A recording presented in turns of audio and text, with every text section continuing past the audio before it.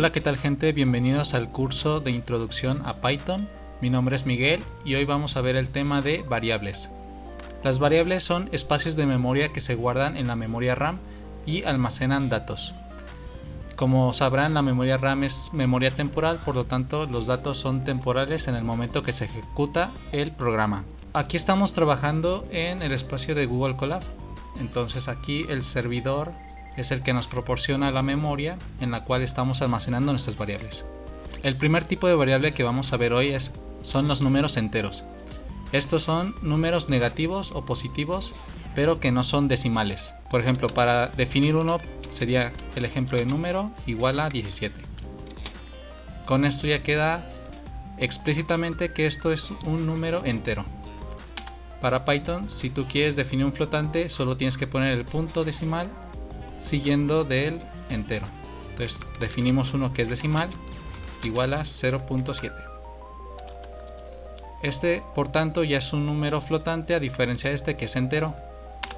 Otro tipo de variables son los de cadenas o texto, también conocidos como string. Definimos una variable llamada texto y entre comillas o doble comillas funcionan de ambas maneras y agregamos el valor de texto. Por último están otro tipo de variables que son los booleanos, y estos solo tienen dos valores, es binario, es verdadero o falso. Si fuera verdadero sería true. Si quiero imprimir la variable en Python, solo tengo que agregarlo dentro de los paréntesis de print.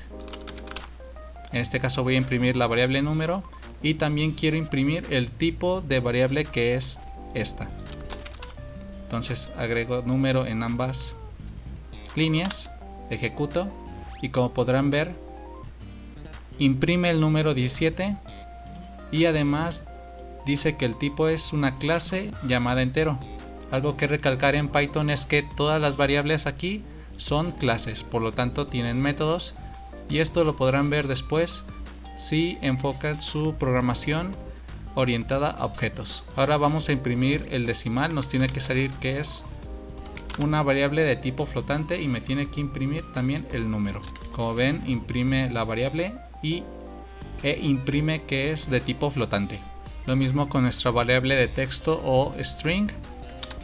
Compilamos e imprime la variable que es el texto, que dice texto, y nos dice que es una clase de tipo str, que es string. Por último imprimimos la variable booleana.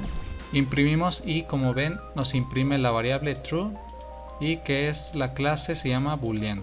O sea, bool significa booleano. Algo que quisiera destacar en Python es que podemos definir variables usando acentos, usando diéresis y usando la ñ, cosa que en otros lenguajes de programación es algo raro. También podemos agregar caracteres que son de otros idiomas, como en el caso del japonés o del griego, y el programa no nos va a dar ningún error.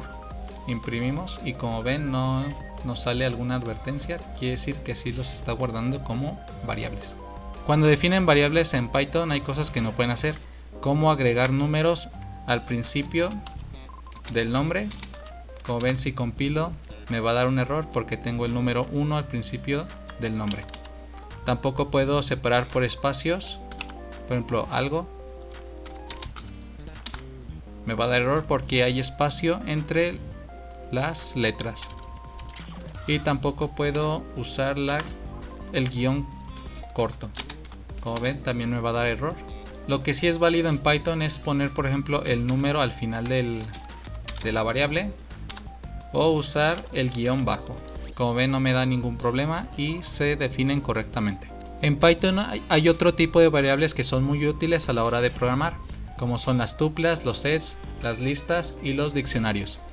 Para definir una tupla basta con poner el nombre de la variable y cerrar entre comillas un espacio. Con esto el programa ya lee que esto es una tupla y se define correctamente. Para el caso de una lista, en vez de paréntesis usamos corchetes. Y para el set hay que tener en cuenta que hay palabras que son reservadas como set, list y tuple. Entonces para definir un nombre diferente a set, podemos poner un guión bajo al final y ya tendríamos una variable que se escribe correctamente. Entonces aquí usamos llaves y con esto ya tengo definido el set. El caso del diccionario no lo puedo definir vacío, pero puedo llenarlo con algo de información. Entonces defino un diccionario. Este utiliza llaves y puedo guardar dos números. El diccionario se distingue mucho porque define entre una llave que tiene un valor asociado y va en pares. Si quisiera definir otro elemento en el diccionario, puedo poner uno que sería la llave y con este identifico el valor de 5 y así sucesivamente. Estas variables en Python las puedo llenar con textos, con números y en el caso de las listas puedo agregar listas dentro de listas. Entonces vamos a llenar con un poco de información y luego verán que solo basta con poner el nombre en print y me imprime todo lo que tiene la variable.